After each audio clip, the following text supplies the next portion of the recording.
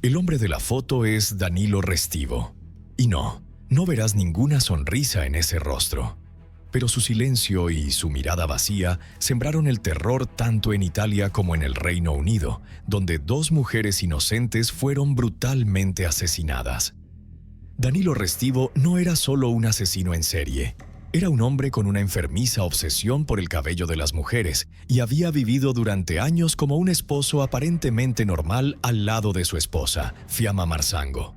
Sin embargo, tras puertas cerradas se escondían secretos horribles relacionados con la muerte de Heather Barnett, una madre soltera que vivía en Inglaterra, y Elisa Claps, una joven italiana que estuvo desaparecida durante 17 años antes de que su cuerpo fuera encontrado dentro de una iglesia. Si quieres conocer todos los detalles macabros y la verdad jamás contada sobre este asesino doble, quédate hasta el final del video. En septiembre de 1993, una estudiante italiana de secundaria llamada Elisa Claps desapareció sin dejar rastro en su ciudad natal de Potenza. Durante casi 2 décadas permaneció como persona desaparecida. La última vez que se la vio con certeza fue en la iglesia local de la Santísima Trinidad, donde se había reunido con un conocido. Se dice a menudo que un criminal peligroso con una mente retorcida no se reconoce fácilmente entre la gente común. Poseen una habilidad aterradora para mezclarse, aparentando ser completamente normales, promedio y poco destacables para quienes los rodean. Más preocupante aún es su destreza para cubrir sus huellas, dejando escenas del crimen sin una sola pista.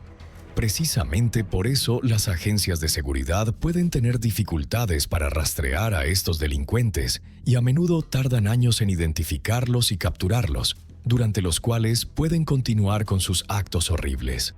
Ahora adentrémonos en otro caso escalofriante. Elisa Claps nació el 21 de enero de 1977 en la pequeña ciudad montañosa de Potenza, en el sur de Italia. Era la menor de 3 hijos en la familia. Su madre era una modesta oficinista, mientras que su padre tenía una pequeña tienda de tabaco. Elisa creció junto a sus 2 hermanos mayores, Gildo y Luciano. La familia Claps era conocida por ser estricta y devota. Asistían juntos a la misa dominical en la iglesia local.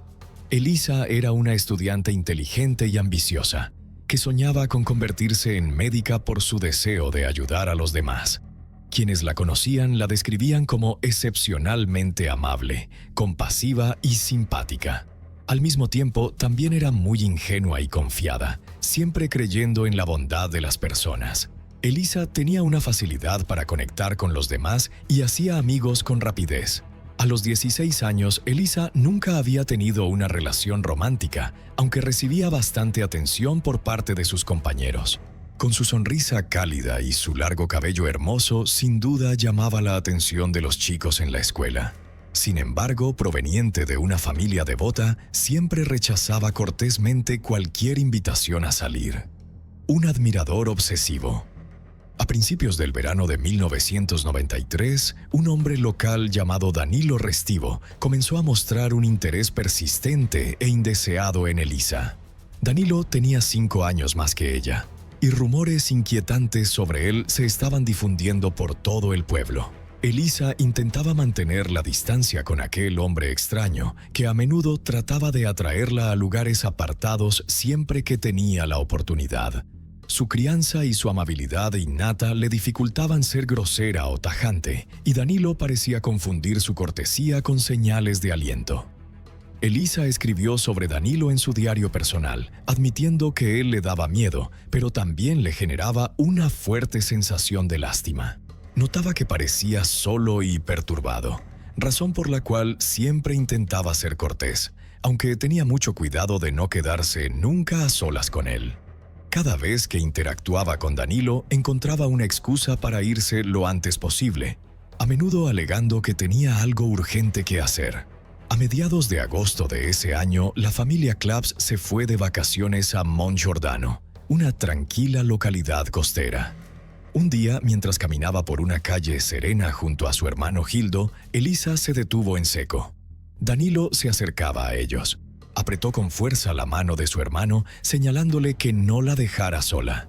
Danilo saludó a Elisa como si fueran viejos amigos e incluso insistió en que necesitaba su ayuda con algo y le pidió que lo acompañara. Gildo sintió inmediatamente que algo no estaba bien. Inventó una excusa y se llevó a su hermana. Más tarde le preguntó a Elisa por qué había reaccionado de esa manera y si Danilo le había hecho daño. Elisa confesó que el hombre la había estado siguiendo y que le tenía mucho miedo, aunque él nunca la había dañado físicamente. La misteriosa desaparición en la iglesia. El domingo 12 de septiembre de 1993, los padres y hermanos de Elisa salieron temprano de casa para hacer una excursión a Nápoles, a unas 90 millas de Potenza. Elisa se quedó, planeando asistir a la misa matutina en la iglesia local con su amiga cercana Elena. El plan era que las dos chicas regresaran después a la casa de los Claps para almorzar. Alrededor de las 10:30 am, Elisa salió de casa rumbo a la iglesia. Al mediodía, su familia regresó de Nápoles y su madre comenzó a preparar el almuerzo mientras todos esperaban a Elisa y Elena. Pero pasó el tiempo y las dos chicas aún no habían regresado. A la 1:45 p.m. alguien llamó a la puerta. Elena estaba afuera, con expresión preocupada. Preguntó si Elisa había vuelto a casa, explicando que se habían separado en la iglesia y que habían perdido el contacto. Elena dijo que supuso que Elisa había regresado antes, pero su historia parecía poco sólida y se movía con nerviosismo, como si ocultara algo. Cuando la familia dijo que Elisa no había vuelto, Elena se puso aún más nerviosa. Bajo presión, finalmente admitió que no había dicho la verdad. En realidad, Elisa se había quedado después de la misa para hablar con un joven. Se suponía que sería una conversación corta, de no más de 10 minutos, y ambas habían planeado encontrarse luego en el parque antes de regresar a casa para almorzar. Pero Elisa nunca apareció, ni después de 10 minutos, ni después de 1 hora. A medida que la conversación continuaba, Elena reveló a regañadientes que el joven con quien se suponía que Elisa iba a encontrarse se llamaba Danilo. Al oír eso, el rostro de Gildo palideció. Inmediatamente advirtió a sus padres y a su hermano que Elisa podía estar en grave peligro y que debían empezar a buscarla de inmediato. ¿Quién era Danilo Restivo? Danilo Restivo nació el 3 de abril de 1972 en Aris, un pequeño pueblo en la provincia de Trapani, en la isla de Sicilia. Era el hijo menor de una familia acomodada. Desde pequeño fue consentido y acostumbrado a obtener todo lo que quería, aprendiendo rápidamente que nunca enfrentaría consecuencias reales por sus actos. Su padre siempre lo defendía, sin importar el tipo de problemas que causara. A principios de los años 80, la familia Restivo se mudó a Potenza, donde el padre de Danilo, Maurizio, inició un negocio muy exitoso. En solo unos años, Maurizio se convirtió en una de las figuras más ricas e influyentes de la ciudad, estableciendo estrechos vínculos con las autoridades policiales y funcionarios del gobierno local.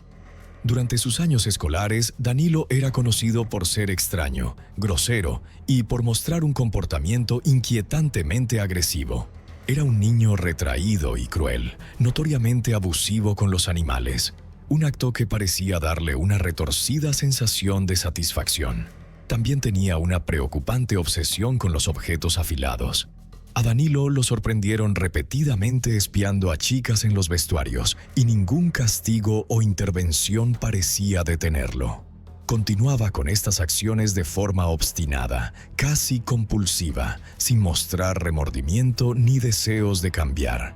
Danilo Restivo era un solitario, rechazado por sus compañeros y sin verdaderos amigos. Tenía la inquietante costumbre de llevar siempre unas tijeras consigo, y con frecuencia cortaba mechones de cabello a chicas desprevenidas.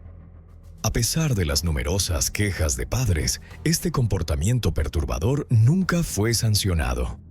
Danilo llevaba sus trofeos a casa, acumulando una gran colección de cabellos robados. Su familia, extrañamente, desestimaba este comportamiento como simples travesuras infantiles, sin reconocer ninguna señal de peligro. A medida que Danilo crecía, su conducta se volvía cada vez más alarmante. Su crueldad ya no se limitaba al maltrato animal. Parecía desear causar dolor a los humanos. Seguía teniendo enormes dificultades para relacionarse socialmente, especialmente con las chicas, hacia quienes solía mostrar tendencias agresivas, intentando intimidarlas o herirlas. La primera víctima, Danilo, tenía una prima llamada Sonia, aproximadamente 1 año y medio menor que él. Asistían a la misma escuela y a menudo caminaban juntos a casa después de clases. Danilo la invitaba con frecuencia a lugares apartados, ofreciendo distintas excusas para atraerla. Sin embargo, Sonia siempre se mostraba cautelosa con su primo. Su intuición le advertía que debía tener cuidado, y su madre le había instruido claramente que nunca fuera a ningún sitio sola con él. En la primavera de 1987, Danilo finalmente convenció a Sonia de seguirlo, prometiéndole mostrarle un escondite secreto. Sintiendo incomodidad, Sonia decidió llevar consigo a su hermano menor, Angelo, de 11 años, por seguridad. Después de la escuela, los tres se dirigieron a un bosque, donde había una vieja cabaña abandonada. Danilo sugirió jugar un juego que consistía en vendar los ojos de los participantes. Confiando en él por un breve momento, Sonia y Angelo aceptaron, y Danilo les vendó los ojos a ambos. Siguió un silencio tenso. Sintiendo inquietud, Sonia ajustó su venda para espiar, y vio una escena aterradora. Su primo sacaba unas tijeras de su mochila y avanzaba hacia Angelo preparándose para atacar. Sonia gritó con fuerza, lo que hizo que Angelo, aún con los ojos vendados, reaccionara instintivamente. Se echó hacia un lado justo cuando Danilo bajó el brazo. En lugar de golpear su cuello, las tijeras solo le cortaron el hombro. La escena sangrienta y los gritos desgarradores de Sonia parecieron desconcertar a Danilo, dándole a los niños unos valiosos segundos para escapar. Sonia y Angelo salieron corriendo de la cabaña, con sus gritos resonando en el bosque mientras huían por sus vidas. Danilo los persiguió, gritando y amenazándolos para que guardaran silencio sobre lo sucedido. Impulsados por el puro miedo y el instinto de supervivencia, Sonia y Angelo finalmente lograron dejarlo atrás y escapar. Los padres de los niños quedaron horrorizados al enterarse de lo que había pasado. Llevaron a Angelo de inmediato al hospital, donde los médicos lograron salvarle la vida. El niño había perdido mucha sangre y estuvo peligrosamente cerca de la muerte, pero finalmente sobrevivió. Ese mismo día, los padres de los niños presentaron una denuncia ante la policía local, acusando a Danilo de agresión intencional con arma. Sin embargo, el caso fue rápidamente archivado, y Danilo no enfrentó ninguna consecuencia real. Se rumoraba que su padre había utilizado su poderosa influencia para proteger a su hijo menor. Maurizio, con el apoyo de un sacerdote local, prometió a la familia de Angelo que Danilo sería enviado a un centro psiquiátrico para recibir tratamiento obligatorio con el fin de evitar incidentes similares. Además, cubrió todos los gastos médicos de Angelo y pagó una gran indemnización a la familia. Poco después, los padres de Sonia y Angelo decidieron mudarse con toda la familia a Nápoles para alejarse de su peligroso pariente. Pero a pesar de sus solemnes promesas, el padre de Danilo nunca cumplió su palabra. Danilo no fue enviado a tratamiento, ni siquiera se reunió con ningún especialista. El señor Maurizio Restivo estaba profundamente preocupado de que una evaluación psiquiátrica formal pudiera resultar en que su hijo fuera considerado mentalmente inestable o un peligro para los demás, algo que causaría un daño irreparable a su reputación y posición social. Danilo, un individuo peligrosamente consentido, había sido expulsado de 4 escuelas diferentes debido a numerosas quejas de estudiantes y padres sobre su comportamiento agresivo y amenazante. Finalmente, se vio obligado a estudiar en casa para completar su educación y obtener un diploma. A los 18 años, Danilo fue llamado al servicio militar porque, técnicamente, se le consideraba apto para servir. Sin embargo, tras solo unos meses, fue dado de baja debido a su comportamiento errático e impredecible. Al regresar a casa, continuó viviendo bajo la protección de su padre rico y poderoso. quien lo protegía constantemente de toda responsabilidad. Con el tiempo, el comportamiento de Danilo se volvió aún más aterrador. Acechaba a las chicas que le gustaban, las observaba a través de ventanas, hacía llamadas telefónicas silenciosas y escalofriantes por la noche y las acosaba con actos profundamente perturbadores. Sus intentos de mostrar interés romántico a menudo escalaban en comportamientos agresivos, como tratar de cortarles el cabello o atraerlas a lugares aislados.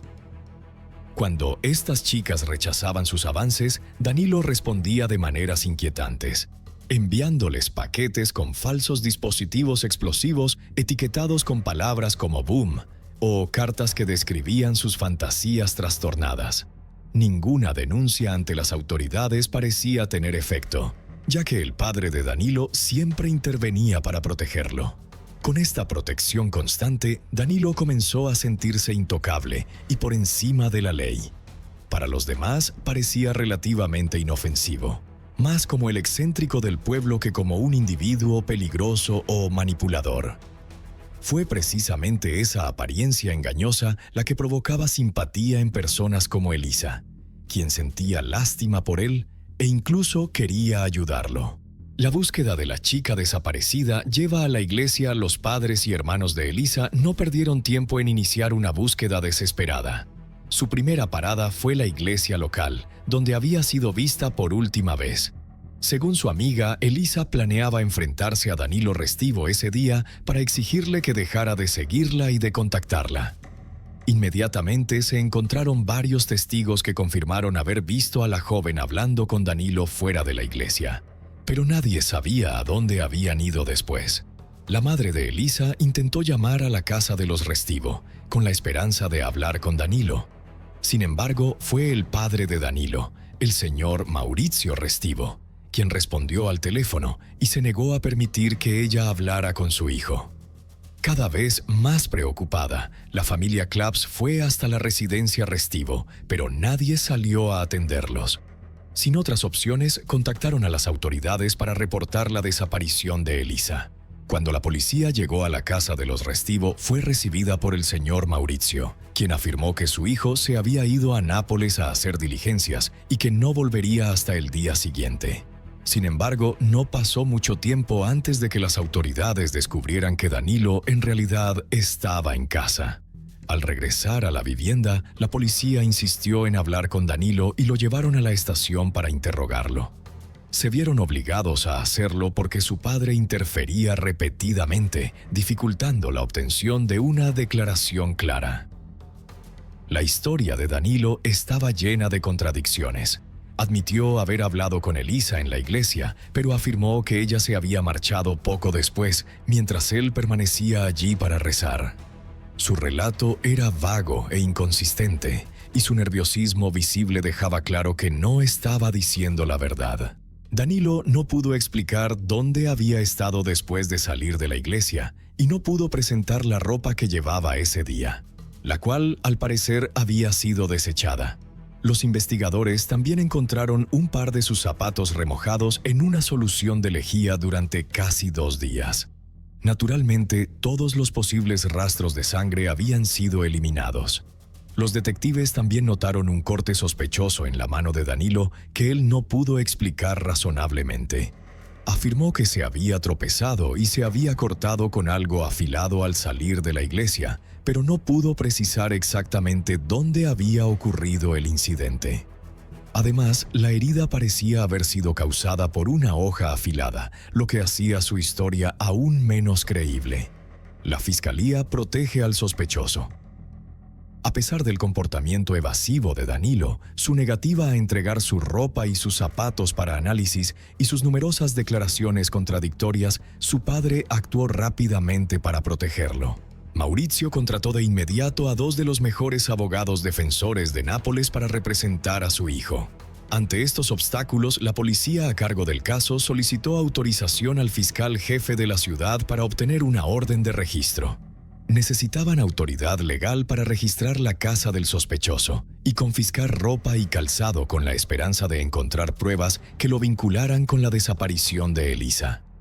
A pesar de la abrumadora evidencia que sugería la implicación de Danilo en la desaparición de la joven, el fiscal jefe mostró un sorprendente nivel de indiferencia.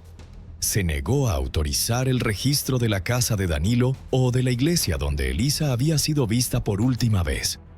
El registro de la iglesia fue meramente simbólico, y el sacerdote principal, el padre Domenico Savia, se negó rotundamente a permitir la entrada a la habitación cerrada del piso superior, que tenía una escalera de madera y un candado de seguridad.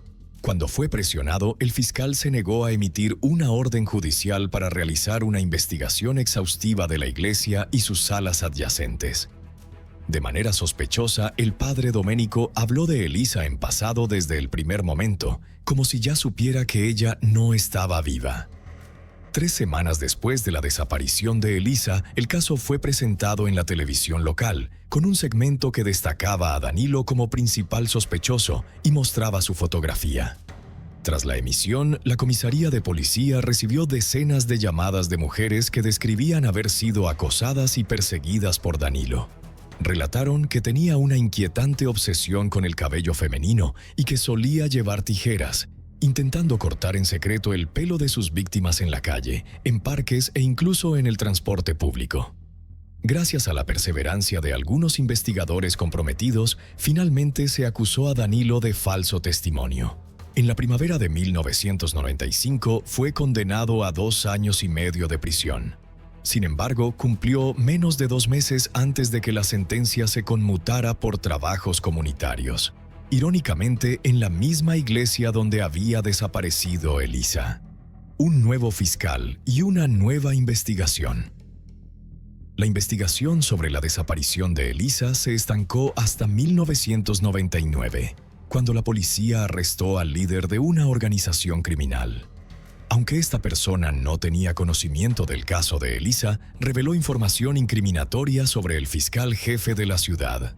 Según su testimonio, dicho fiscal estaba involucrado en corrupción, aceptaba sobornos, protegía a delincuentes y saboteaba investigaciones deliberadamente. Cuando fue interrogado, aunque estas acusaciones fueron consideradas rumores y el informante fue posteriormente procesado por difamación, lo revelado provocó un cambio importante. Se nombró a un nuevo fiscal y a un nuevo investigador principal para el caso de Elisa, y ambos decidieron empezar desde cero. Esta vez, finalmente se concedió una orden para registrar la casa de Danilo. Aunque no encontraron la ropa ni los zapatos específicos que él había usado el día de la desaparición de Elisa, el registro reveló algo inquietante. Danilo había recolectado una gran cantidad de cabello de varias chicas, cuidadosamente guardado en su habitación. Debajo de la cama de Danilo, los investigadores encontraron una gran caja llena de fotos de mujeres desnudas o semidesnudas. Él mismo había tomado estas fotografías espiando en secreto a sus víctimas en vestuarios, probadores, baños e incluso a través de las ventanas de sus casas. Aún más perturbador, conservaba una colección aparte con imágenes de mujeres con extremidades cercenadas. Era evidente que padecía graves problemas psicológicos, pero ninguna de estas pruebas ofrecía pistas nuevas sobre la desaparición de Elisa Claps. Cuando la policía intentó, una vez más, registrar la iglesia 6 años después de la desaparición de Elisa, el padre Domenico se mantuvo firme en su negativa a permitir el acceso a la sala cerrada del piso superior. Hizo todo lo posible por obstruir el registro, aprovechando sus conexiones y presentando la investigación como una ofensa contra un espacio sagrado, incluso movilizando a los feligreses en contra de los agentes. Un engaño y una carta desde el más allá. Aunque no surgieron pruebas concluyentes contra Danilo, incluso después de reabrir el caso, eventualmente abandonó su ciudad natal y comenzó un largo periplo por Europa. Continuó acosando mujeres y cortándoles el pelo siempre que se presentaba la oportunidad. Sin embargo, sin la protección de su poderoso padre, tuvo que actuar con mayor cautela. Si sus acciones amenazaban con tener consecuencias legales, Danilo se mudaba rápidamente a otra ciudad o incluso a otro país. A comienzos de los años 2000, la familia Claps recibió una carta sorprendente, supuestamente escrita por la propia Elisa. El mensaje afirmaba que estaba viva, bien, y que se había escapado con su amante, con quien ahora vivía en Brasil. La remitente pedía a la familia que no la buscaran ni intentaran contactarla. Sin embargo, la letra de la carta era completamente diferente a la de Elisa. Cualquiera podía notar la diferencia con solo comparar la escritura con la de sus cuadernos escolares o su diario personal. Además, la carta estaba llena de errores gramaticales evidentes, lo que sugería que quien la había escrito tenía un nivel educativo muy bajo. La familia Claps llevó a cabo su propia investigación, y como era de esperarse, sus sospechas los condujeron directamente a Danilo. Él había visitado a sus padres en ese momento, y de alguna forma decidió falsificar la carta, haciéndose pasar por Elisa en un intento fallido de engañar a sus seres queridos. Una nueva víctima. El 12 de noviembre de 2002, la tranquila ciudad inglesa de Bournemouth fue sacudida por un crimen brutal que cobró la vida de Heather Barnett, de 48 años. Sus dos hijos adolescentes descubrieron la horrenda escena al regresar de la escuela. El cuerpo sin vida y mutilado de Heather fue hallado en el suelo del baño, tendido en un charco de sangre.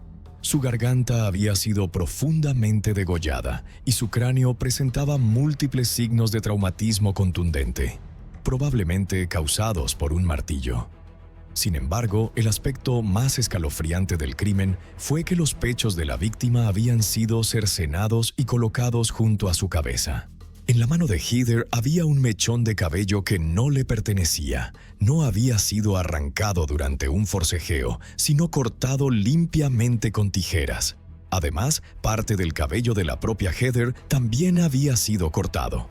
Estos inquietantes detalles sugerían que el crimen podría tener un componente ritual. Los investigadores pronto centraron su atención en los extraños vecinos de Heather, Fiamma Marzango y su esposo, Danilo Restivo. La pareja vivía justo al lado, separada de la casa de la víctima por una delgada pared. Heather había presentado múltiples quejas contra Danilo, quien le había hecho insinuaciones no deseadas a pesar de estar casado. Justo antes del asesinato, le confesó a una amiga que le tenía miedo. Heather era costurera y aceptaba pedidos personalizados desde su casa. Danilo solía visitarla con el pretexto de encargar ropa.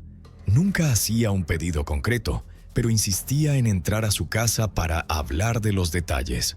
2 días antes de la tragedia, después de una de las visitas de Danilo, Heather se dio cuenta de que sus llaves habían desaparecido. En ese momento no lo relacionó con su vecino y pensó que simplemente las había extraviado. Lamentablemente, aún no había tenido la oportunidad de cambiar las cerraduras. Danilo fue una de las primeras personas en llegar a la escena del crimen, incluso antes que la policía y los servicios de emergencia. Alegó que iba camino a su casa cuando escuchó a los hijos de Heather gritar aterrados y corrió a ayudar. Aunque la policía lo interrogó, lo liberaron rápidamente porque parecía torpe e inofensivo. Sin embargo, los hijos de Heather lo señalaron directamente como sospechoso, revelando que también se sentían incómodos con su extraño vecino y mencionaron la desaparición de las llaves tras su última visita.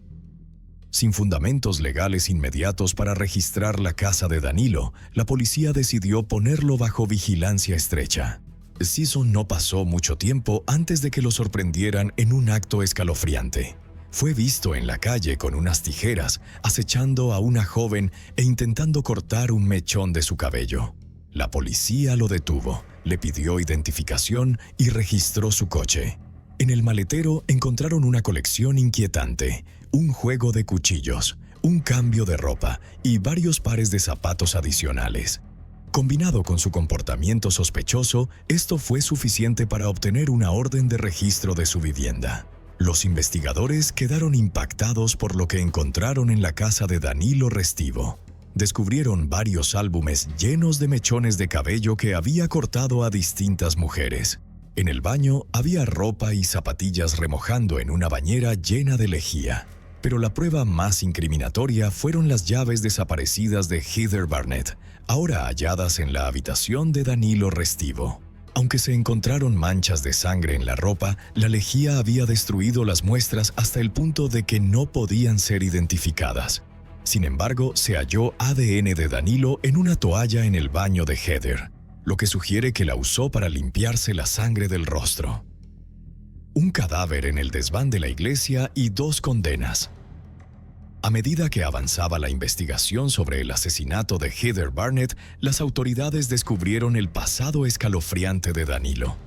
9 años antes había sido el principal sospechoso de la desaparición de una estudiante de secundaria en su ciudad natal. En aquel entonces, los investigadores no lograron encontrar pruebas contundentes y el cuerpo de la joven nunca fue hallado. Pero ahora, con pruebas sustanciales de su comportamiento violento y sin la protección de un padre poderoso, Danilo fue llevado a juicio. Declarado culpable de asesinato premeditado y condenado a 40 años de prisión sin posibilidad de libertad condicional. Luego, en marzo de 2010, 17 años después de la desaparición de Elisa Claps, unos obreros de la construcción descubrieron su cuerpo momificado en el desván de la misma iglesia donde fue vista por última vez. Su cuerpo estaba oculto detrás de una puerta cerrada con llave que el padre Domenico Saya se había negado categóricamente a permitir que la policía abriera. Para entonces, el padre Domenico había fallecido hacía tiempo, y nunca se determinó completamente cuál fue su papel en el encubrimiento del crimen, aunque estaba claro que había ocultado un terrible secreto. El cuerpo de Elisa mostraba similitudes escalofriantes con el caso de Heather Barnett. La zona del pecho había sido mutilada de manera similar y la causa de la muerte fue una profunda herida en el cuello. Además, su ropa interior estaba alterada, lo que sugiere la posibilidad de una agresión sexual grave. Las huellas dactilares recogidas en la escena y las manchas de sangre en la ropa deteriorada de Elisa coincidían tanto con ella como con Danilo Restivo, quien se había herido durante el ataque. En la mano de Elisa había un mechón de cabello que no le pertenecía, un eco inquietante de la evidencia en el asesinato de Heather. Danilo fue juzgado en ausencia por el asesinato de Elisa Claps, ya que cumplía su condena de 40 años en el Reino Unido. Con pruebas abrumadoras, fue condenado nuevamente, esta vez a 30 años adicionales por el crimen contra Elisa. Después de cumplir su condena en el Reino Unido, será extraditado a Italia para cumplir otras 3 décadas de prisión por ese espantoso ataque. Las autoridades sospechan que Danilo podría tener más víctimas, pero su vínculo con otros asesinatos y desapariciones no ha sido probado aún. Una madre fue baleada 10 veces mientras dormía. Sus 3 hijos yacían a solo unos centímetros de ella, profundamente dormidos, sin enterarse de nada. No hubo gritos, no hubo forcejeo, solo un cuerpo sin vida dentro del apartamento. El incidente ocurrió en un pequeño apartamento en el condado de Orange, Florida. La primera persona en llamar al 911 fue el novio de la víctima. Al principio, todos pensaron que se trataba de una aterradora invasión domiciliaria. Pero luego, la policía empezó a notar detalles extraños. La puerta no estaba forzada, no faltaba nada de valor y no había señales de un intruso. Entonces, ¿qué fue lo que realmente ocurrió en esa habitación? ¿Quién pudo cometer un acto tan frío y calculado? ¿Y por qué? La historia detrás de esta muerte te dejará impactado, porque la verdad no es lo que imaginas. Quédate hasta el final, porque la identidad de la persona detrás del tiroteo hará que lo cuestiones todo. En el corazón del condado de Orange, Florida, había un pequeño apartamento en un edificio donde los transeúntes solían escuchar risas resonando por los pasillos. Dentro vivía una joven que hacía magia con sus propias manos. Su nombre era Porsche Nikita Shani Streeter. Con tan solo 30 años, Porsche tenía lo que muchos sueñan: una carrera propia, su propio espacio y una vida vivida bajo sus propias reglas. No trabajaba en un salón elegante dentro de un centro comercial. En cambio, la sala de su apartamento se había convertido en el estudio de peluquería más vibrante del vecindario, donde cada día era una exhibición de talento y pasión por la belleza.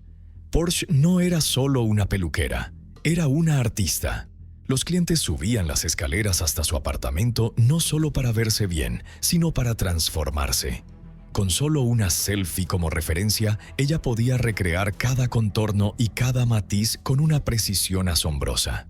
Sus pelucas artesanales con lace front eran legendarias, conocidas en todo el centro de Florida. Su cuenta de Instagram era un diario lleno de color, repleto de fotos del antes y después que dejaban a todos con la boca abierta. Pero lo que realmente hacía que los clientes volvieran no era solo su habilidad, era Porsche misma. Recordaba cada pequeña historia que sus clientes le contaban. Preguntaba por sus madres, por sus hijos, por las alegrías y penas del día a día. Hacía que cada persona se sintiera única. Su energía positiva llenaba todo el apartamento. Y esa risa, ese sonido cálido y familiar que resonaba por el pasillo, se convirtió en la marca de una mujer que transformó su pasión en propósito y un hogar modesto en un mundo lleno de color. Madre soltera de 3 hijos, uno de 10 años, otro de 2 y un bebé de apenas 1 año. Porsche estaba construyendo algo extraordinario. Trabajaba adaptándose a los horarios de sus hijos, comenzando al amanecer o continuando hasta altas horas de la noche después de que se dormían. El apartamento siempre estaba lleno de vida y risas, los niños jugando en una habitación mientras Porsche desplegaba su magia en otra. Era una mujer que nunca permitió que sus circunstancias definieran su futuro.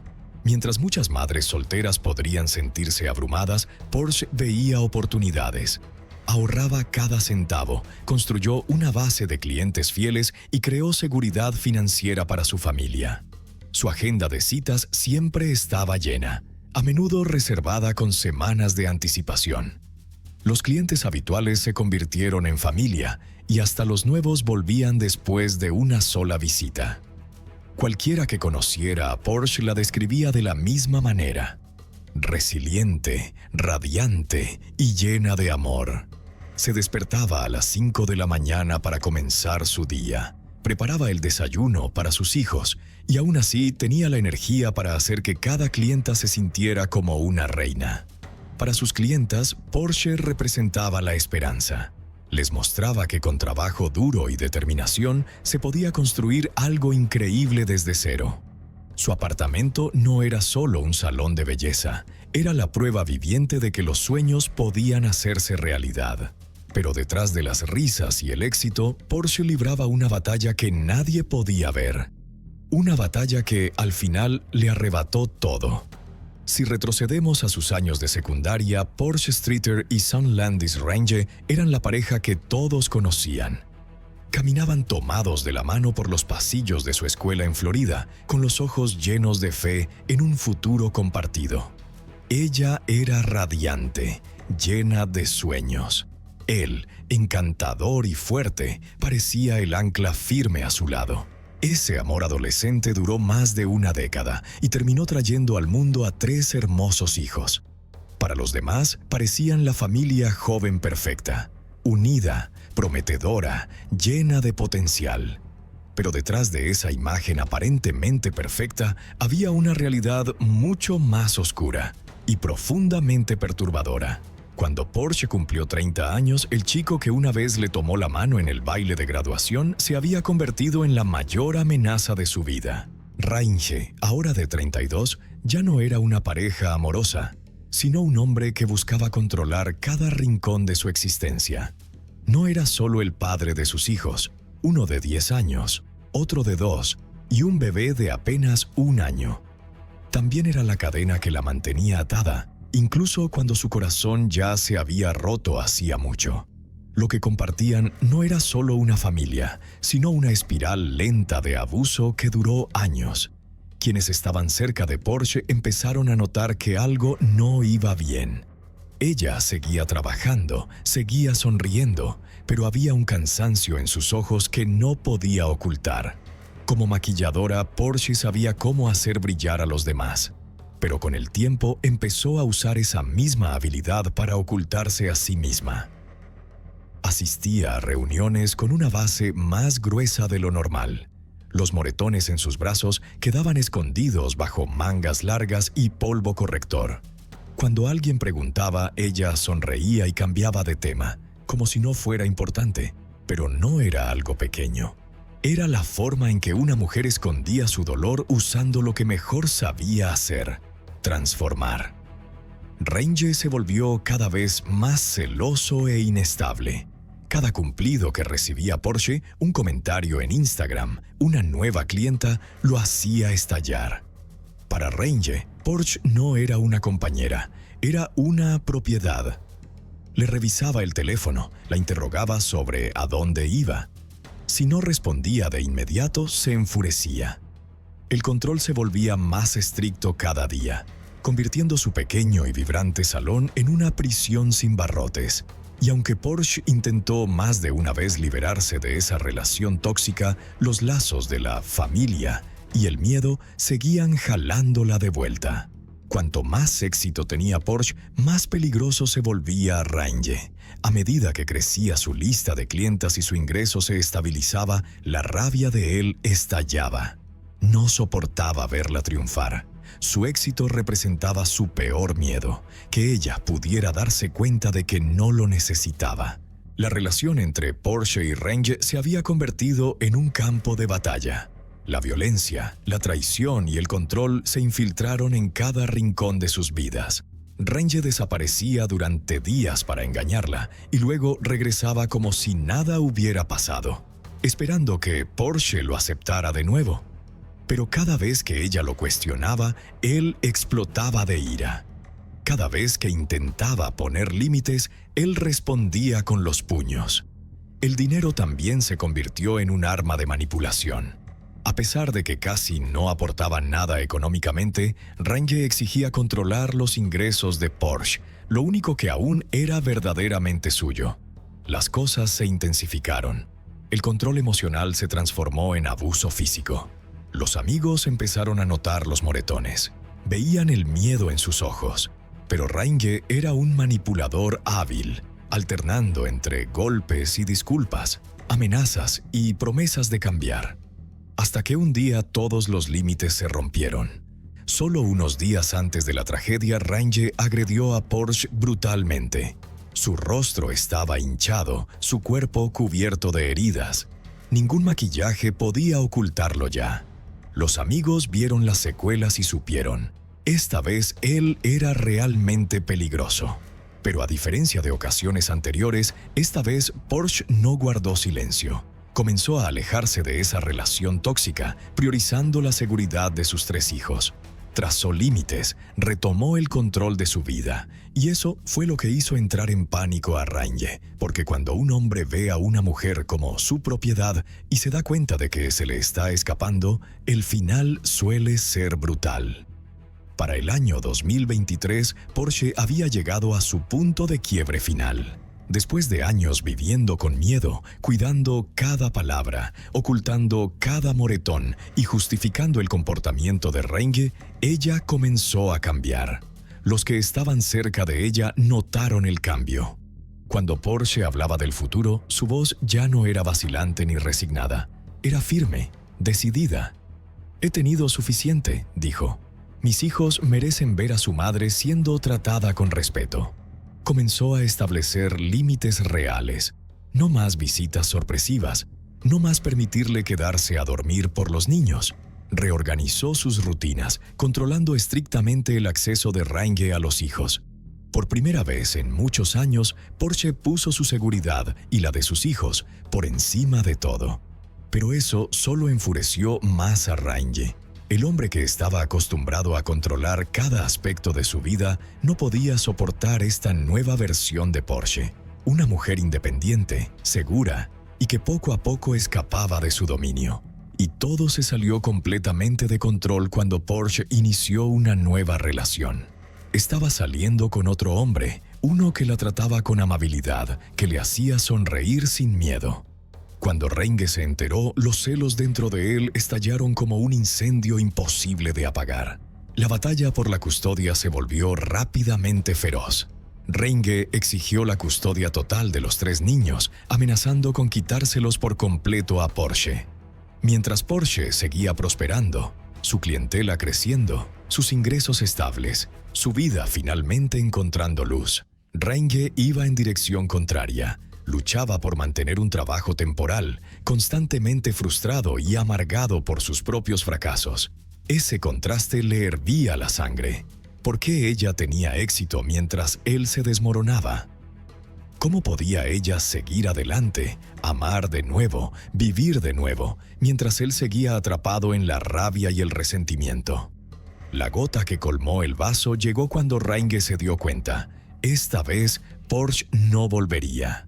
Ya no era la mujer que esperaba que él cambiara, ya no estaba encadenada a disculpas vacías. Ella se había liberado por completo. Su independencia no era temporal, era una decisión. Y para Reinge eso solo significaba una cosa: el poder que había tenido sobre ella durante años se había acabado. En medio de esa tormenta de rabia y desesperación, una idea fría surgió en su mente. Si no podía tenerla, entonces nadie la tendría. Fue entonces cuando Reinge levantó el teléfono y realizó una llamada, una que sellaría el destino de Porsche. ¿Quién estaba al otro lado de la línea? Su primo, Benjamin Garmon. En la noche del 12 de enero de 2024, todo comenzó como cualquier otra noche dentro del apartamento de Porsche en Woodhill Park Drive. Acababa de terminar su última sesión del día con una clienta. El sonido de los niños jugando resonaba por toda la casa. Su hijo de 10 años ayudaba a cuidar a los dos menores. Una rutina nocturna que se había vuelto costumbre tras meses de que Porsche equilibrara la vida como madre y propietaria de un estudio de belleza en casa. Esa noche, Porsche acurrucó a sus 3 hijos y los arrulló hasta dormir en su cama de siempre. El bebé se acurrucó contra su pecho. El de 2 años apoyó la cabeza sobre su hombro. El mayor dormía al pie de la cama, como de costumbre. Porsche no tenía idea de que sería la última noche que los abrazaría así. Mientras ella se preparaba para un nuevo mañana, Saun Landis-Reinge se preparaba para lo contrario: convertir esa noche en la última de su vida. El plan ya se había puesto en marcha semanas antes. Benjamin Garmon, primo de Reinge, quien atravesaba una situación económica difícil, había aceptado participar en el plan mortal. Juntos organizaron lo que aparentaría ser una invasión domiciliaria fallida. Según el plan, Garmon entraría al apartamento alrededor de la medianoche, dispararía a Porsche mientras dormía y luego le dispararía a Reinge en el brazo para montar una escena, fingiendo que ambos eran víctimas de un intruso armado. Cada detalle había sido ensayado. La puerta sería pateada desde adentro para simular una entrada forzada. Los muebles serían desordenados para parecer un robo. Reinge esperaría intencionadamente unas horas antes de llamar al 911, para ganar tiempo y construir una historia sobre un encapuchado que lo siguió hasta casa. Él haría el papel del novio en pánico, y Garmon desaparecería silenciosamente en la noche como un asesino sin rostro. Creían tener todo bajo control, pero hubo algo que no anticiparon. La verdad saldría a la luz, y serían atrapados. En las primeras horas de la mañana del 13 de enero de 2024, mientras el complejo de apartamentos seguía en silencio, Reinge y Garmon entraron sigilosamente al hogar de Porsche Streeter. Las cámaras de vigilancia del edificio captaron claramente a ambos hombres llegando al vestíbulo al mismo tiempo. No había señales de entrada forzada, porque Reinge usó la llave que ya tenía. El momento fue calculado al minuto. Porsche estaba en su sueño más profundo. Sus hijos también. El apartamento estaba completamente en calma. Garmon fue directamente al dormitorio, donde Porsche yacía rodeada de sus 3 pequeños. El bebé contra su pecho, el niño de 2 años recostado en su hombro y el de 10 años dormido al pie de la cama. Entonces sonaron 10 disparos. Porsche Streeter fue alcanzada mientras dormía y murió al instante. Asombrosamente, ninguno de los niños, a solo centímetros de ella, resultó herido. Tal como lo habían planeado, Garmon luego apuntó el arma hacia Reinge y le disparó en el brazo izquierdo.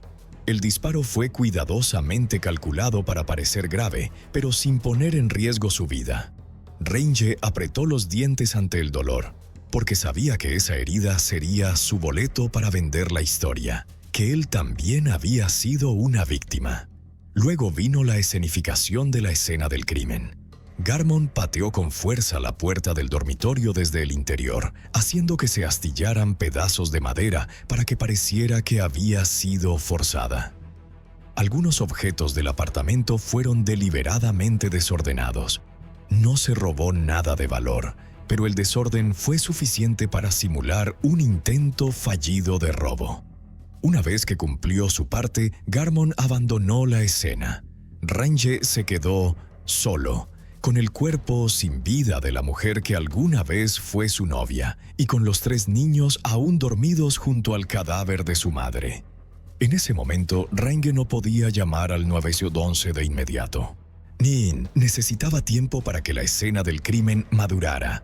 Durante 2 horas completas se quedó inmóvil en la habitación, a pocos pasos del cuerpo de Porsche, mientras los niños seguían dormidos a su lado. Practicó su declaración, ensayó expresiones de dolor, controló cada respiración, como un actor preparándose para la interpretación más importante de su vida. Sabía que no debía llamar demasiado pronto. Hacerlo levantaría sospechas. Necesitaba que la sangre comenzara a secarse, que el cuerpo pareciera llevar horas sin vida. Necesitaba que la hinchazón de su brazo aumentara para que su historia como otra víctima resultara más creíble. A las 11:30 de la mañana, Shawn Landis Range finalmente llamó al 911. Su voz estaba cargada de pánico. Afirmó que un hombre enmascarado lo había seguido hasta su casa, le exigió dinero, abrió fuego y huyó con objetos de valor. Range suplicaba desesperadamente ayuda. Los agentes del sheriff del condado de Orange llegaron a la escena en cuestión de minutos. Lo que encontraron dentro de ese apartamento los perseguiría por años. La escena del crimen era un caos. Los 3 niños, de 10, 2 y 1 años, fueron evacuados de inmediato. Estaban visiblemente conmocionados, con el rostro lleno de confusión y miedo. El más pequeño aún vestía pijamas, manchados de formas que cualquier investigador forense reconocería al instante. Range estaba sentado en el suelo de la sala, sosteniéndose el brazo ensangrentado, sollozando, rogando a los oficiales que ayudaran a Porsche. Pero cuando la detective María Santos entró al dormitorio principal, sus instintos, afilados por años de investigaciones de homicidios, se activaron de inmediato. Algo no cuadraba. El cuerpo de Porsche yacía inmóvil sobre la cama. La sangre a su alrededor ya no era roja y brillante como una herida reciente. Se había vuelto oscura, violácea, seca sobre las sábanas. El aire en la habitación no tenía ese olor metálico característico de la sangre fresca, sino el olor más pesado e inconfundible de la descomposición. Un olor que ningún detective de homicidios podría confundir jamás. Lo más revelador de todo, la hora de la muerte. Según el estado del cuerpo y de la escena, era evidente que Porsche había muerto varias horas antes de la llamada al 911. Sin embargo, apenas minutos antes, Range había insistido en que había hablado con Porsche, que ella estaba viva, respirando, hablando con él, hasta que el supuesto intruso armado irrumpió y comenzó a disparar. Su línea temporal no solo era sospechosa, era completamente falsa. Menos de 1 hora después de la llamada al 911, la doctora Patricia Williams, médica forense, llegó a la escena. Sus hallazgos iniciales confirmaron lo que los detectives ya sospechaban. El rigor mortis se había instalado. La temperatura del cuerpo indicaba que la muerte había ocurrido al menos 2 horas antes de que Range pidiera ayuda, posiblemente incluso antes. Podría ser más, informó la doctora Williams al equipo. Cuando fue confrontado con estos hechos, Range comenzó a mostrar grietas en su compostura. Pero la evidencia no miente. La sangre estaba seca. El cuerpo ya comenzaba a descomponerse. Todas las señales apuntaban a una sola verdad. Porsche llevaba horas muerta antes de que se realizara la llamada de emergencia. No había ninguna indicación de que ella estuviera viva en el momento en que Range decía que lo estaba. La detective Santos y su equipo realizaron un registro exhaustivo de la escena del crimen. Si realmente hubiera ocurrido una irrupción, habría señales claras, ventanas rotas, marcos dañados, cerraduras forzadas. Pero no había nada. La puerta principal estaba intacta. Todas las ventanas estaban en perfecto estado. Incluso la cadena de seguridad interna seguía enganchada desde dentro. En otras palabras, si alguien había entrado en el apartamento, debía tener una llave. Y aún más extraño, a pesar de que Range afirmó que se habían robado objetos de valor, en realidad no faltaba nada. El bolso de Porsche seguía sobre la encimera de la cocina, con el dinero en efectivo aún dentro. Sus costosos equipos de peluquería no habían sido tocados. Incluso la tablet y los dispositivos electrónicos de los niños seguían en su lugar. El avance crucial vino del sistema de cámaras de seguridad del complejo de apartamentos. Las grabaciones de la mañana del 13 de enero destruyeron por completo el testimonio de Range. A las 9:47 a.m., la cámara lo captó entrando al edificio. Pero no estaba solo. A su lado caminaba un hombre alto y delgado, con un rostro desconocido. Tras comparar sus rasgos, fue identificado como Benjamin Garmon, de 26 años, primo de Range. Este momento ocurrió apenas unos minutos antes del tiroteo, lo que convirtió la presencia de Garmon en un detalle extremadamente relevante.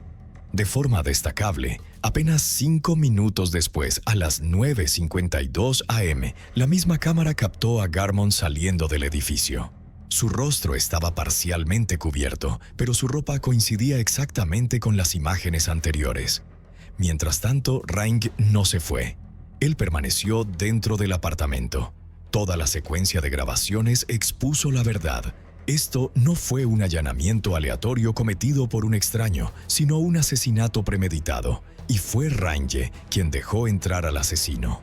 El equipo de investigación continuó reuniendo evidencia durante los días siguientes. El expediente del caso creció rápidamente hasta alcanzar las 36 páginas, repleto de conclusiones forenses y análisis de la escena que contradecían seriamente las declaraciones de Range. La historia que Range había contado era inconsistente en todos los aspectos.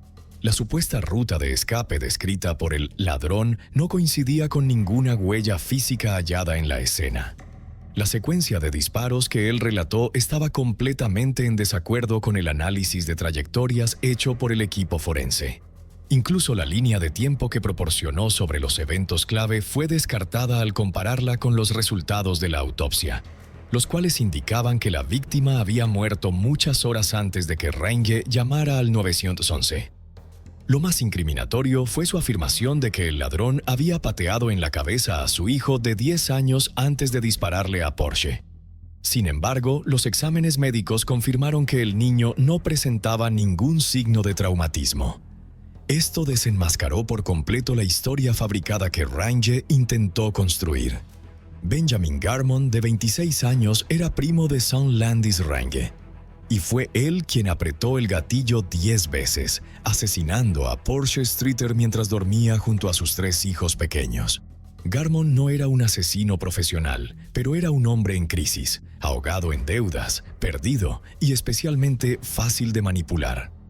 Range lo sabía y aprovechó esa debilidad para convertirlo en su instrumento de muerte. Todo fue planeado cuidadosamente y Garmon aceptó participar, ya fuera a cambio de algo de dinero en efectivo o simplemente por obtener la aprobación de su primo. El motivo del crimen no surgió de una sola causa.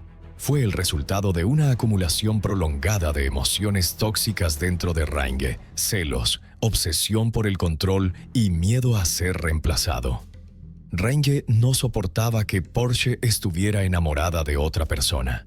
No podía aceptar que otro hombre entrara en la casa que alguna vez fue suya, jugara con sus hijos y fuera llamado papá. Cada noche se acostaba consumido por escenarios imaginarios y una ira creciente. Cuando Porsche comenzó a exigir la custodia de los niños y pidió al tribunal establecer límites legales claros, Range sintió que su poder se le escapaba poco a poco. Luego vino el dinero, el último elemento que empujó todo más allá del punto sin retorno. Mientras Porsche crecía con éxito en su negocio de belleza, construía estabilidad financiera y planeaba un futuro para ella y sus hijos sin Renge, él llegó a una dolorosa conclusión. Ya no era el centro de su vida. Y en ese momento, cuando todo control se le había ido de las manos, Renge tomó una decisión. Levantó el teléfono y llamó a Benjamin Garmon. El 3 de abril de 2025, más de un año después de la muerte de Porsche, tanto Renge como Garmon fueron arrestados. Ambos fueron acusados de asesinato en primer grado, el cargo más alto bajo la ley del estado de Florida. Pero él siguió negándolo todo, asegurando que la policía estaba equivocada.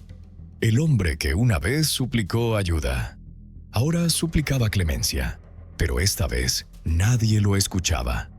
El complejo de apartamentos donde Porsche fue asesinada se convirtió en un lugar maldito. Muchas familias se mudaron. Los niños ya no jugaban en el jardín.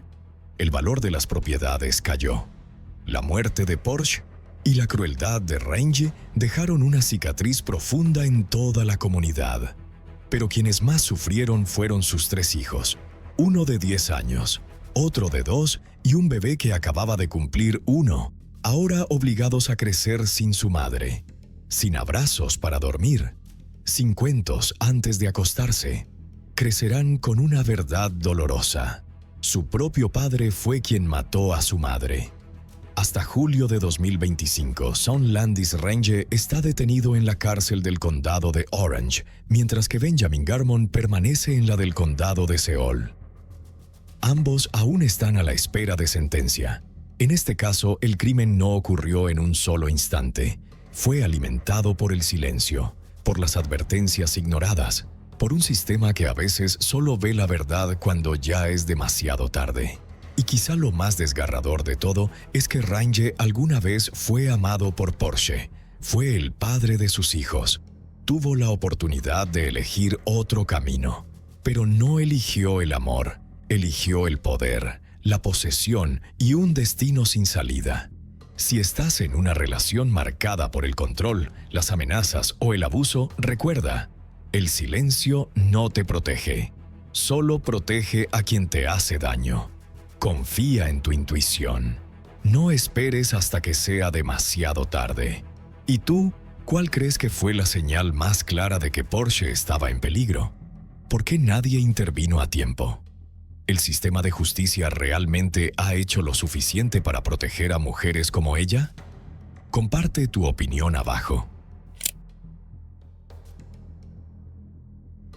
Una mañana temprana de otoño en Boston, Julie Keown se levantó tambaleándose de la cama, le daba vueltas la cabeza. Tenía la visión borrosa y luego sus piernas dejaron de obedecerla. Menos de una hora después fue llevada de urgencia al hospital en un estado casi paralizado.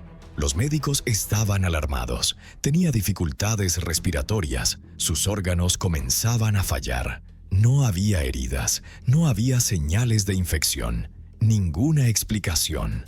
Días antes, Julie había sido una esposa sana y llena de vida. Ahora caía en coma y nadie entendía por qué. Hasta que una enfermera, siguiendo una extraña intuición, sugirió una prueba toxicológica. Y desde ese momento todo cambió. Detrás de la sonrisa del esposo aparentemente perfecto, había deudas enormes, un currículum inventado y un plan mortal ejecutado gota a gota. ¿Era este un matrimonio perfecto o una elaborada fachada que ocultaba un asesinato? Esta es la historia de Julie Keown. Nacida el 16 de mayo de 1973, Julie era la hija mayor de una humilde familia agrícola y creció junto a su hermano menor Chad en una pintoresca granja rural donde todo irradiaba encanto rústico y paz. Sus padres, Jack y Nancy, eran pilares de la comunidad, no por su riqueza, sino por su amabilidad, su trabajo arduo y los valores que transmitieron a sus hijos. Desde las madrugadas trabajando en el campo hasta las cenas familiares simples pero acogedoras, Julie aprendió el valor del trabajo duro, la humildad y la compasión, cualidades que moldearían quién sería durante el resto de su vida. Criada en medio de la naturaleza pacífica y un ambiente lleno de amor, Julie creció en un mundo donde los valores morales y la fe religiosa eran los principios rectores de cada acción. Su infancia estuvo envuelta en estabilidad y cuidados afectuosos, una base sólida que formó a una niña amable y empática que siempre ponía a los demás por delante de sí misma. Julie tenía una presencia tranquilizadora que hacía que las personas se sintieran seguras. Su resiliencia silenciosa y su naturaleza serena la convertían en un ancla confiable para cualquiera a su alrededor. Desde joven mostró un claro sentido de propósito y se esforzaba constantemente por convertirse en la mejor versión de sí misma.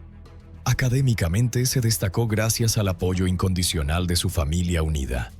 Tuvo la oportunidad de asistir a escuelas prestigiosas y siempre fue muy valorada por sus profesores, no solo por sus habilidades, sino también por su sentido de la responsabilidad y su buen corazón. Fue ese espíritu compasivo lo que llevó a Julie a seguir una carrera en enfermería, una profesión que, según ella, se ajustaba a su naturaleza amorosa y su profundo deseo de cuidar a los demás. Se matriculó en William Jewell College en Liberty, Missouri, donde no solo brilló académicamente, sino que también forjó amistades duraderas y significativas. Sin embargo, en medio de todos sus logros académicos y personales, Julie aún sentía cierto vacío. A medida que sus amigas comenzaban a entablar relaciones serias, ella también anhelaba encontrar a alguien con quien compartir su vida, una relación basada en la sinceridad y la estabilidad. Esa oportunidad llegó a través de una cita a ciegas organizada por un amigo en común. El hombre que conoció era James Keown, un estudiante un año menor que ella, con una personalidad completamente opuesta a la suya. James era el tipo de persona que llamaba la atención. Carismático, hablador, ambicioso y bien conocido en el campus gracias a su trabajo en la emisora de radio estudiantil. Su mayor sueño era convertirse en locutor profesional. A diferencia de Julie, James provenía de una familia adinerada y disfrutaba de muchos privilegios. Su padre era un destacado cabildero y su madre, Betty, tenía grandes expectativas para sus 6 hijos. Entre ellos, James destacaba más que nadie. Seguro de sí mismo, audaz y acostumbrado a ser el centro de atención. Rasgos que lo hacían tanto cautivador como un tanto intimidante. Para Julie, James aportaba una presencia calmante a su alma. Su dulzura equilibraba la energía intensa de él, y a su vez ella se sentía atraída por su pasión y ambición. Su vínculo se formó casi al instante. En poco tiempo se convirtieron en una pareja inseparable, muy conocida en todo el campus. La relación permitió que ambos sacaran lo mejor de sí mismos. La firmeza silenciosa de Julie, combinada con el entusiasmo de James, sentó una base sólida mientras perseguían sus metas individuales. Aún estando en la universidad, James consiguió un trabajo como presentador en una emisora de radio local. Estaba decidido y rápidamente se convirtió en una voz familiar para la audiencia local. Mientras tanto, Julie se mantuvo enfocada en sus estudios y formación clínica, preparándose para la exigente naturaleza de la enfermería. Después de graduarse, dieron el siguiente paso, el matrimonio. Se mudaron a Kansas City, emocionados por comenzar a construir una nueva vida juntos. Profesionalmente, ambos prosperaron. Julie empezó a trabajar en un hospital, donde su empatía natural y su fuerte ética de trabajo la convirtieron en una enfermera excepcional. Se conectaba con sus pacientes desde el corazón, viéndolos como personas, no solo como casos médicos. Sus supervisores admiraban profundamente su dedicación. Al mismo tiempo, James también prosperaba en la radiodifusión, trabajando para 2 emisoras distintas y ascendiendo de forma constante. Se convirtieron en la imagen del éxito, jóvenes, ambiciosos y profundamente comprometidos con sus profesiones. Su vida parecía feliz y estable, construida sobre valores compartidos, apoyo mutuo y una mezcla de fortaleza tranquila y carisma público. Pero a medida que la carrera de James seguía creciendo, también lo hacía su agenda. Sus ingresos eran estables, pero cada día estaba cada vez más lleno de reuniones, compromisos y proyectos paralelos. Tanto James como Julie fueron arrastrados a un estilo de vida acelerado que les dejaba poco tiempo el uno para el otro. Su hogar, aunque lleno de amor, a menudo estaba vacío. La vida se convirtió en un ciclo de mañanas tempranas, largas jornadas laborales y regresos tardíos. A pesar de la carga de trabajo cada vez mayor, James se esforzaba por mantener fuerte su relación. A menudo sorprendía a Julie con escapadas espontáneas de fin de semana y regalos pensados, gestos de afecto que Julie apreciaba profundamente, aunque nunca pedía nada. Julie lo amaba con intensidad. Su amor por James era constante, profundo e inquebrantable. La pareja se mudó varias veces para adaptarse a los avances profesionales de James.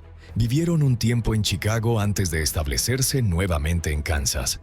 Estas transiciones no fueron fáciles, pero Julie siempre apoyó a su esposo, adaptándose a nuevos entornos con calma y gracia. Profesionalmente, James era considerado creativo, adaptable e inteligente. Había estudiado mercadotecnia y eso se notaba en todo lo que hacía. Estaba lleno de ideas y estrategias, lo que lo convertía en un activo valioso para cualquier empresa. Sus ingresos reflejaban ese valor. Los Keown llevaban una vida cómoda y acomodada.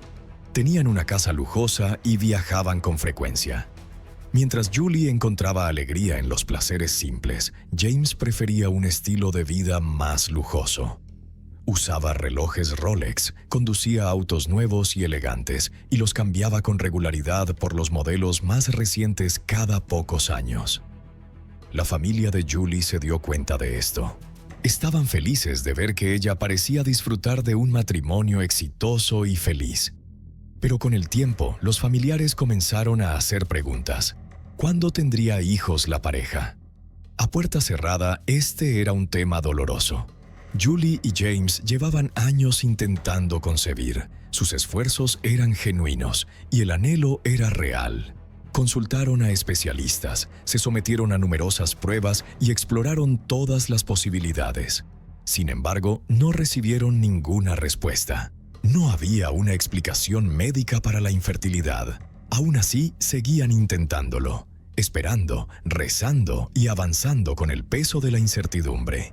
James, como siempre, seguía siendo ambicioso y se mantenía enfocado en el crecimiento personal y el avance profesional. Aunque James ya había ganado reconocimiento local como locutor de radio, aún albergaba ambiciones de llegar más lejos. En 2003 solicitó ingreso a la Escuela de Negocios de Harvard y fue aceptado junto con una prestigiosa beca. Esa noticia cambió la vida de ambos. Los Keown se mudaron de inmediato a Boston para que James pudiera comenzar sus estudios.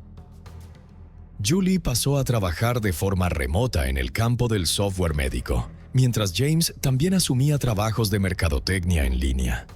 Para Julie, esta mudanza conllevaba una profunda distancia emocional. Extrañaba a sus padres, a su hermano menor y las comodidades familiares de Missouri. Pero su amor por James era más fuerte que su nostalgia. Puso todo su corazón en apoyar a su esposo. Julie siempre hablaba con orgullo de los logros de James y nunca dudaba en expresar su admiración por su determinación y empuje. James, ahora rodeado de algunas de las mentes más brillantes de Harvard, continuaba construyendo su imagen pública. Sin embargo, a pesar de todo lo que había logrado, parecía ansiar siempre más. Julie, mientras tanto, seguía aferrada a la esperanza de convertirse en madre, pero su salud comenzó a deteriorarse de formas que ya no podía ignorar.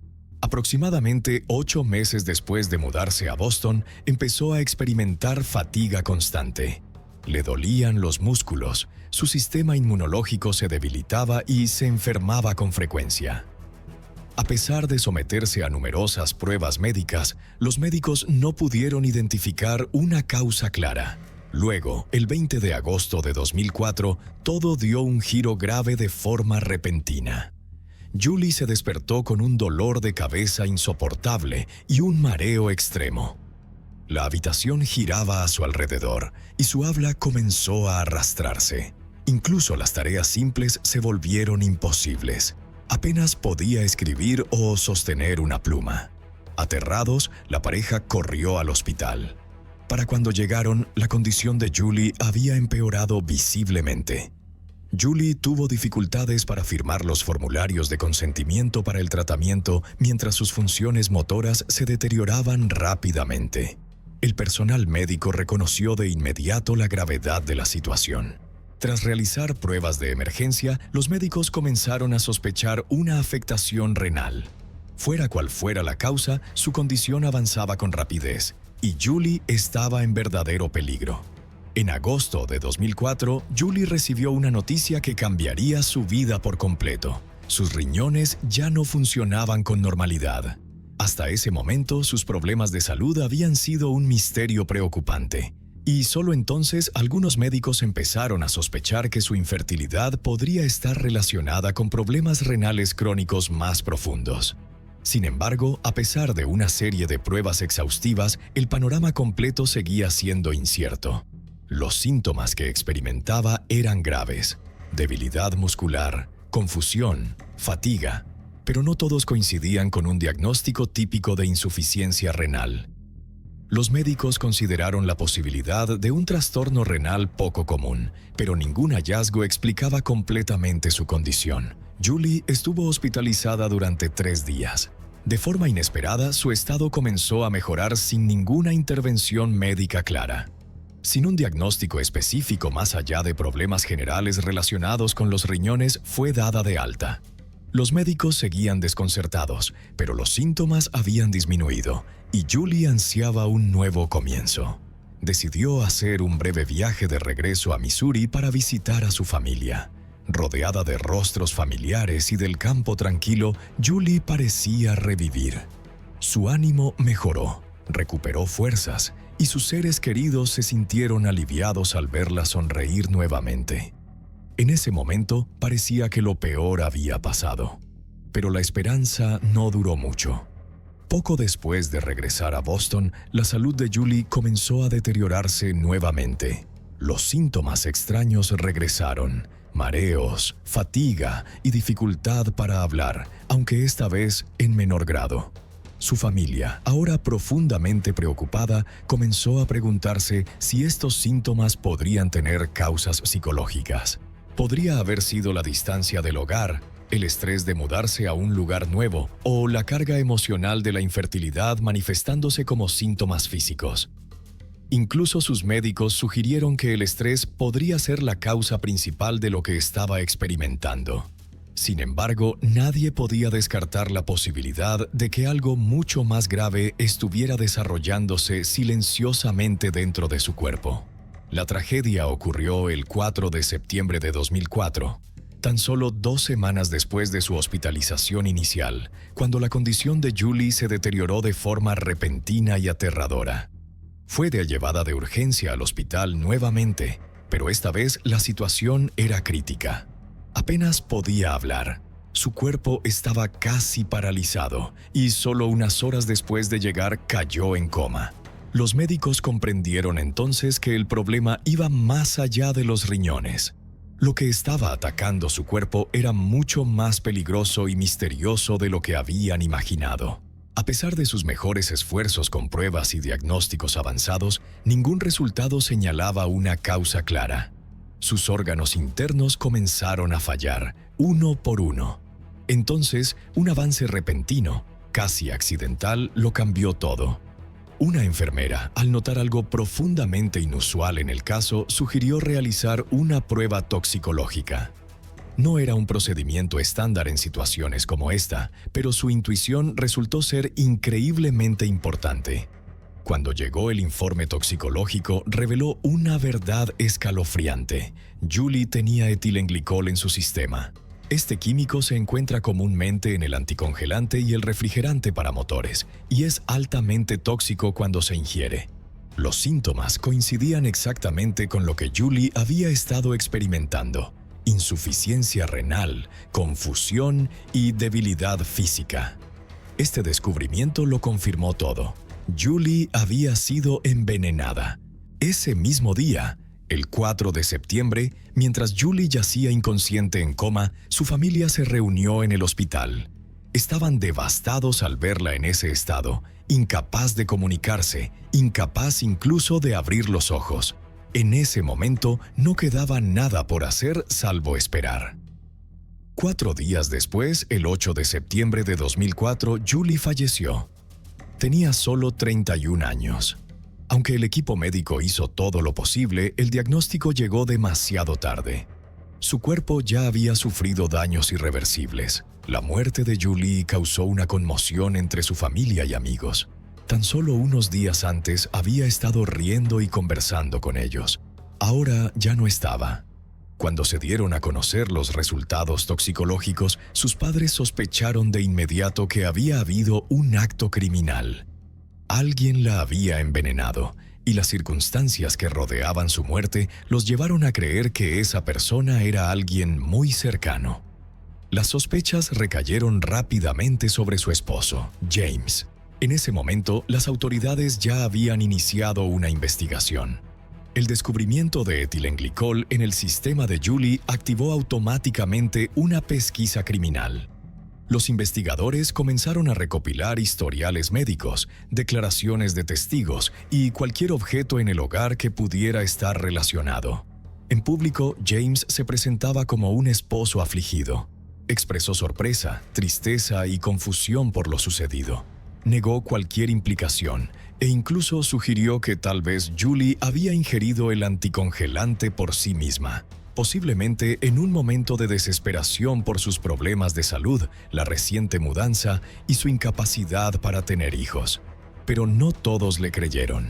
La enfermera que inicialmente sugirió la prueba toxicológica reveló más tarde que el comportamiento de James le había parecido sospechoso desde el principio. Siempre era él quien hablaba con los médicos en nombre de Julie, respondía preguntas dirigidas a ella y daba la impresión de estar controlando todo el proceso de atención. Algo no le cuadraba. Mientras algunos argumentaban que las acciones de James en el hospital podían explicarse por el hecho de que Julie no podía hablar y que simplemente intentaba abogar por ella, otros encontraban su comportamiento profundamente inquietante. En un momento dado, James incluso ofreció una teoría extraña, que Julie podría haber ingerido anticongelante por accidente, confundiéndolo con algún otro líquido. Los investigadores se volvieron aún más suspicaces cuando descubrieron que Julie tenía una póliza de seguro de vida de $25,000. A primera vista, esto podría no parecer un gran motivo para un hombre que aparentaba tener una buena situación económica, pero comenzaron a surgir preguntas. ¿Era James realmente tan adinerado como parecía? ¿O era todo solo una ilusión cuidadosamente construida? No mucho después de la muerte de Julie, surgió otra pieza del rompecabezas. El arrendador del apartamento en Boston que la pareja había alquilado contactó a las autoridades. James había desaparecido sin previo aviso, dejando atrás el apartamento junto con muchos objetos personales. El vestido de novia de Julie, ambos anillos de boda y fotos de su ceremonia de matrimonio. Estas no eran cosas que un esposo verdaderamente en duelo abandonaría con facilidad.